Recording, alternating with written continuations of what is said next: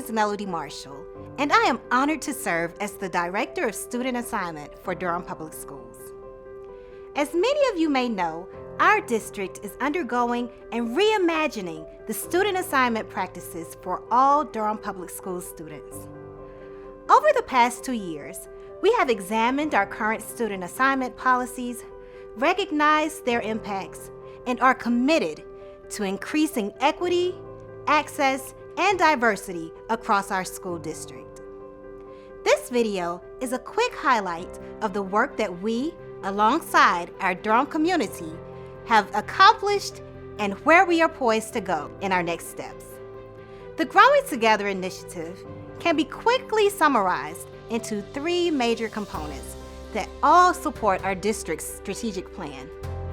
Primarily, there is the work to align our pre-K and EC special program classrooms so that our youngest and some of our most vulnerable students have access to the programs that they need and deserve.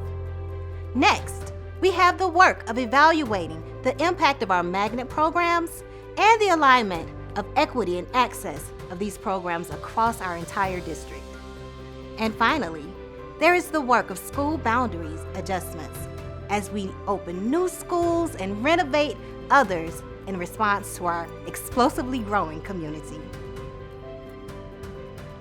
As we began our work, we had extensive conversations with our community, and we started to explore what families are experiencing as a result of our current student assignment policies.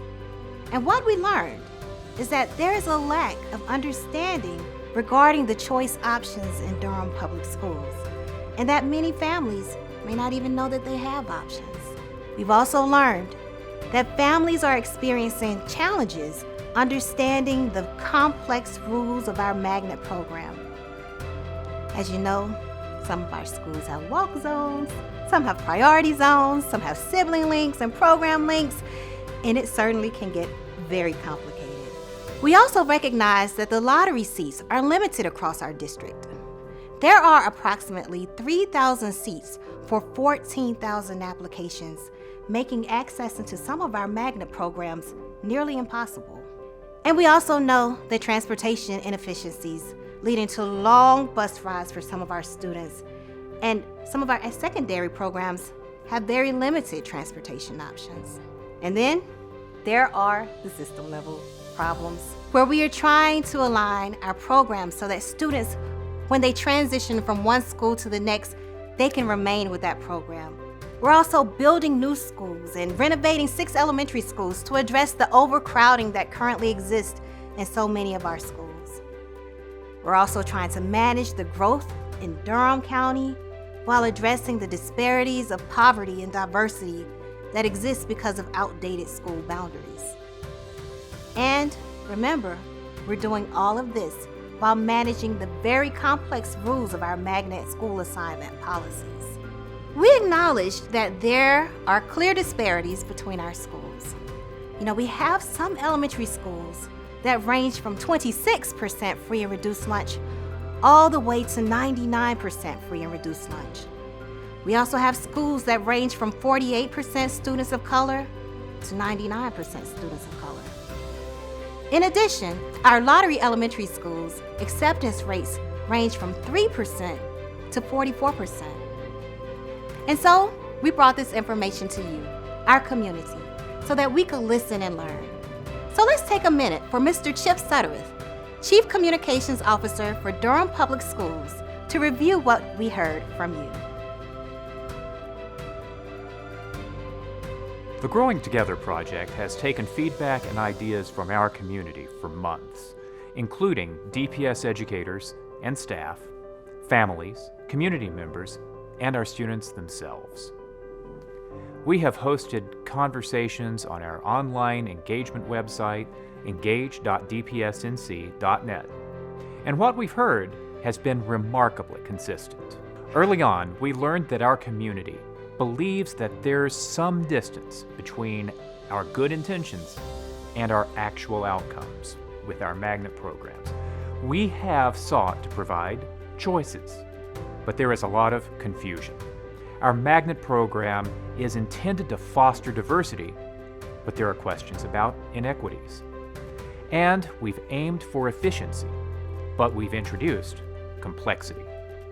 We took those findings back to our school board, and they asked us to do further community engagement into the following: a regional approach to school boundaries and choice programs, a variety of relevant choice options, a commitment to promoting school diversity, and priorities in choice programs for siblings and families with tenure at DPS.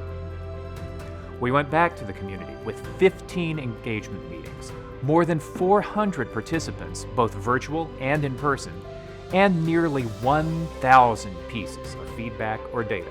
And we asked stakeholders, what hopes, concerns, and dreams do you have for the future of school assignment in Durham County? Here's what the community told us. We want quality programming for all schools, not just magnet, choice, or application schools. We want an application process that is easy to understand and unified across all application schools.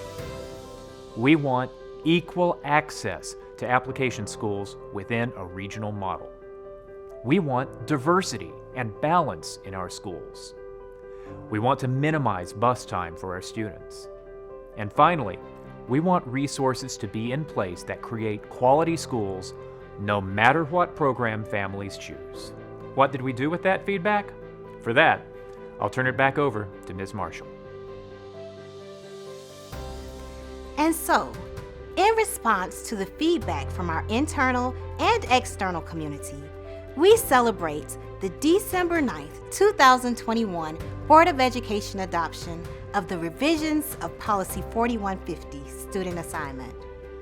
This revised policy highlights a regional access model of student assignment, which will increase access to programs within regions, offers the framework by which we will place programs, and it eliminated the complicated rules of access within our policy, and provides the guidance by which we will develop assignment boundaries. Policy 4150 gives us the framework to design our regions. With this, we have been charged with considering community infrastructure such as highways and natural ecosystems, as well as considering community and neighborhood characteristics such as socioeconomic status. So, it's with this that we will build our regional equity model parameters, utilizing community infrastructure, exploring and honoring the legacy of individual schools and neighborhoods, and being mindful of the diversity, equity, history, and optics for our Durham community. We are developing regions within Durham divided by major highways and natural infrastructures, capacity and utilization, the median household income, the percentage of people of color, and of course, the number of school-aged students residing in the region. With this addition of Policy 4150's regional access model, we are excited to note and emphasize the pre-K and EC special programs. Building on the key values of equity and access, our district is working to make sure that there is a stable continuum of classrooms for our pre-K and EC special program classes within each region.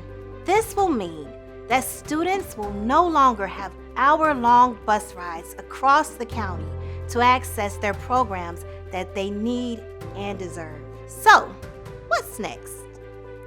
Over the course of the next few months, the Growing Together initiative will continue to respond to the feedback of our community as we plan for the placement of specialized programs offered in each region.